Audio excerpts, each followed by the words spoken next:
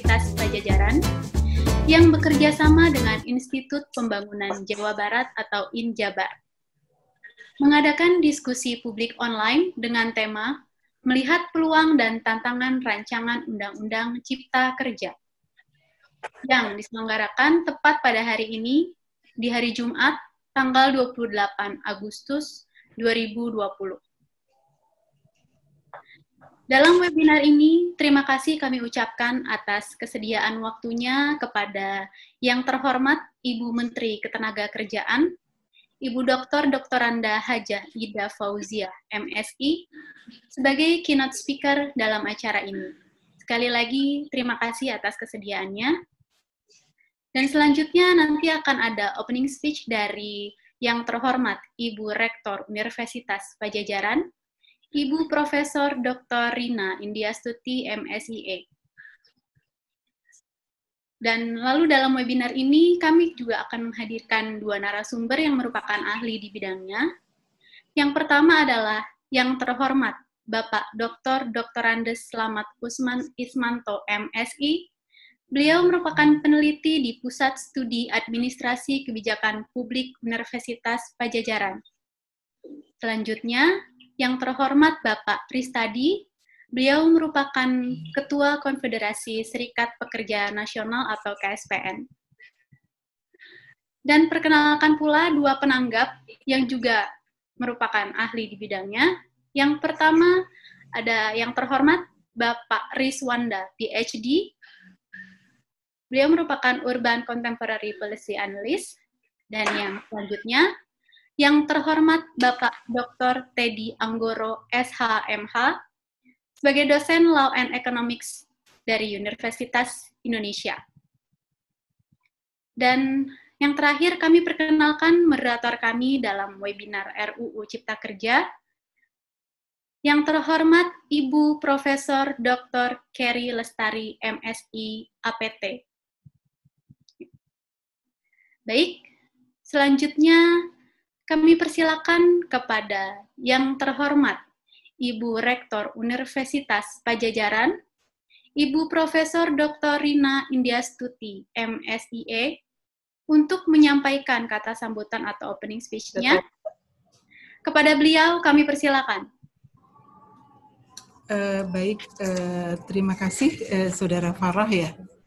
Bapak Ibu sekalian, Assalamualaikum warahmatullahi wabarakatuh. Selamat siang, salam sejahtera untuk kita semua. Alhamdulillah, kita semua berada dalam acara webinar yang baik ini dalam keadaan sehat walafiat.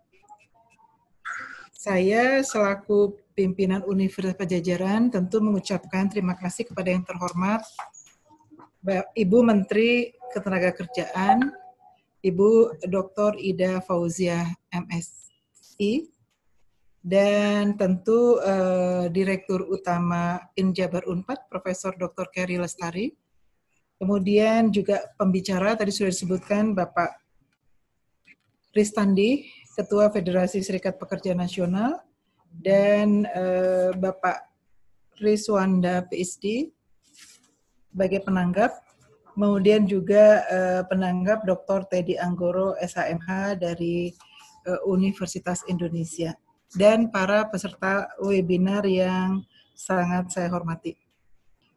Terus terang pada waktu membaca acara ini, tampaknya ada satu hal yang kita perlu juga catat, bahwa kalau tidak salah sampai hari ini kan masih sifatnya rancangan Undang-Undang Omnibus Law Cipta Kerja. Kalau rancangan undang-undang menurut saya rancangan undang-undang menurut saya masih bisa didiskusikan secara akademik maupun secara nanti praktek. Apalagi kita gembira akan mendengar langsung dari Ibu Menteri Ketenagakerjaan. Saya selaku pimpinan Unpad sekali lagi mengucapkan pertama tentu selamat datang di acara webinar ini, di mana penyelenggara itu adalah dari Unpad. Tadi disebutkan juga dari Pusat Studi Reformasi Birokrasi. Yang kedua adalah sedikit saja yang saya ingin sampaikan kalau melihat topik-topik yang akan didiskusikan. Kalau tidak salah, ini adalah berkaitan lebih kepada pertama dari sisi regulator, akan berkaitan dengan kepentingan pusat daerah di dalam memperkaya masukan RUU, karena di dalam kepentingan pusat daerah, maka seperti yang kita ketahui perdebatan RUU ini adalah menuai komentar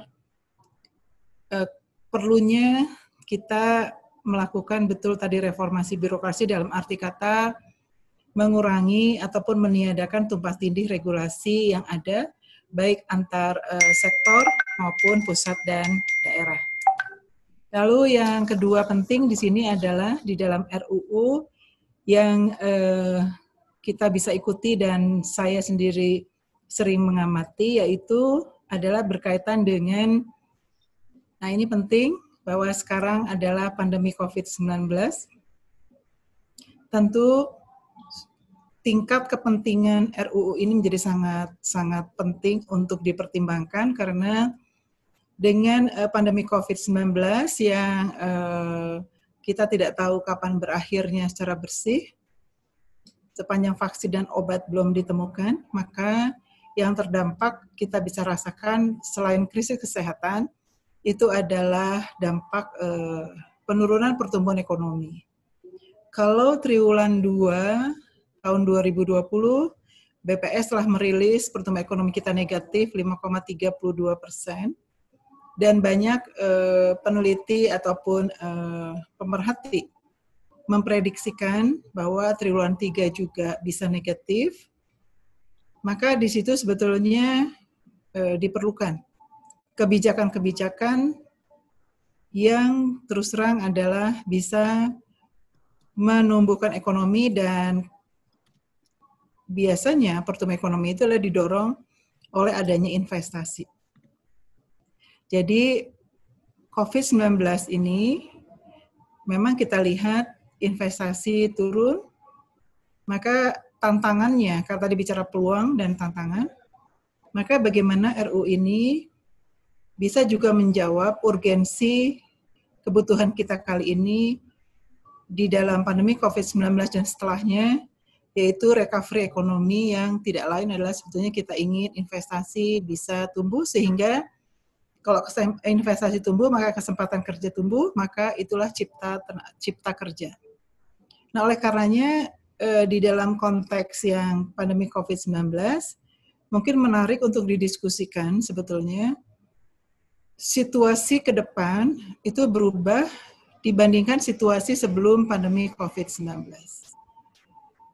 Penciptaan lapangan kerja itu menjadi tentu agak berbeda dengan yang lalu. Maka tentu saja, saya paham nanti di sini ada Federasi Serikat Pekerja Nasional, pasti begitu ya, pasti kita akan menghadapi transformasi, sebut saja adalah mungkin hilangnya jenis pekerjaan tertentu, dan bisa saja itu adalah menyangkut teman-teman buruh atau beberapa pekerjaan-pekerjaan yang sifatnya tenaga-tenaga di pabrik dan sebagainya, karena dengan kecepatan era digital, maka tentu beberapa pekerjaan juga pasti akan hilang. Nah, tantangannya bukan hanya sekedar menciptakan investasi, menciptakan lapangan kerja, tapi adalah jenis pekerjaan apa sebetulnya yang di dalam RUU ini betul-betul diantisipasi menjadi peluang kita untuk recovery ekonomi pasca pandemi COVID-19. Itu yang kedua. Yang ketiga mungkin juga relevan didiskusikan, yaitu adalah berkaitan dengan mengutip yang lalu pro kontra daripada RUU ini. Tentunya akibat daripada perubahan kondisi ataupun transformasi ekonomi setelah pandemi COVID-19 nanti, tentu saja pihak-pihak yang akan terkena dampak itu bisa juga didiskusikan di sini. Misalnya saja, selain tadi hilangnya jenis-jenis pekerjaan tertentu, tapi juga bagaimana katakan saja untuk sebut saja adalah berkaitan dengan investasi yang bergeraknya tidak berkaitan dengan buruh, tetapi sebetulnya itu adalah lapangan pekerjaan juga. Maka di dalam era digital ke depan, bukan tidak mungkin perusahaannya ada di belahan dunia mana, tapi punya cabang di sini, tapi tidak punya tenaga kerja, tapi itu sebetulnya investasi. Jadi investasi tanpa tenaga kerja manusia yang cukup banyak, tetapi bisa menghasilkan nilai tambah yang cukup besar.